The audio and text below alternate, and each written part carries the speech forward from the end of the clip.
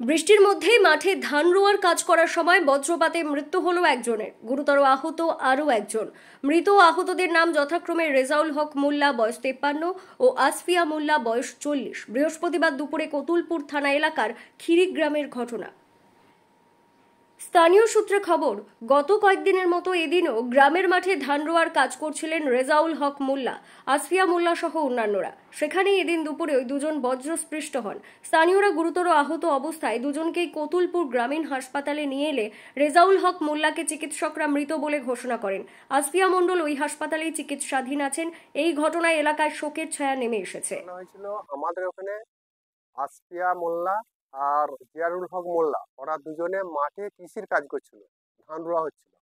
হতে হতে হঠাৎ বজ্রাঘাতে দুজনই আহত হয়। দুজনে আহত হওয়ার পরে তাদেরকে ওখান থেকে তুলে নিয়ে এসে গোগড়া হাসপাতালকে নিয়ে আসা হয়। গোগড়া হাসপাতালকে নিয়ে আসার সঙ্গে সঙ্গে কিন্তু জিয়ারুল হক মোল্লা ও কিন্তু মারা গেছে। আর আসফিয়া মোল্লা সে এখন ভালো আছে, অসুবিধা কিছু হয়নি, খাওয়া দাওয়া করছে, অসুবিধা কিছু নেই। এখন জিয়ারুল হক মারা গেছে, সে এখন হাসপাতালেতেই আছে। কৃষির কাজ করছিল, ধান রুইছিল, মাঠেতে ধান রুইছিল। আচমকা বজ্রাঘাত পরে সে কিন্তু গোগড়াকে নিয়ে আসার সঙ্গে সঙ্গে মারা গেছে। ঘটনা ঘটেছে আমাদের হচ্ছে কতুলপুর খিরি এবং চাবড়ার মাঠ। আমাদের পাড়ারই আমার এই খুড়তুতো ভাই দুজনই, ওরা মাঠে রোয়া হয়ে গেছে, মাঠে গেছিল ভাই ফাই দেখতে গেছিল। একজন ওই চাবড়া মাঠ বলে আছে, মাঠের একজন রাস্তার একজন পূর্ব ধারে ছিল আর একজন পশ্চিম ধারে ছিল।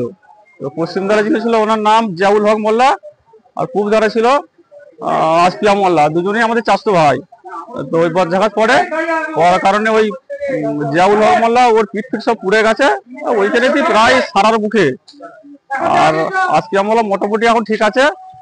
ওদিকে ওখান থেকে সঙ্গে সঙ্গে মাঠে যারা ছিল তারা ট্রাক্টরে তুলে নিয়ে বাড়িতে নিয়ে এসেছিল। নিয়ে এসে পাড়াতেই আমাদের 4 চাকা ছিল, ভাই আছে আমাদের, ওই 4 চাকায় করে নিয়ে আসছিল।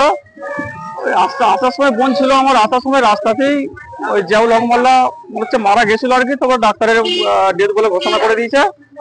আর আসফিয়া মোল্লা এখনো ঠিক আছে, ও সুস্থ আছে, অসুবিধা নাই। কিন্তু ওই আমাদের জিয়া ভাইয়ের পিঠ সব পুড়ে গেছে, একদম পুড়ে যায়, একদম সঙ্গে সঙ্গে সারা হয়। পুলিশের পক্ষ থেকে একটি অস্বাভাবিক মৃত্যুর মামলা করে ঘটনার তদন্তের পাশাপাশি মৃতদেহটি উদ্ধার করে ময়না তদন্তের জন্য বিষ্ণুপুর জেলা হাসপাতালে পাঠানো হবে বলে জানানো হয়েছে। ব্যুরো রিপোর্ট, দক্ষিণ বাঁকুড়া দর্পণ, কতুলপুর।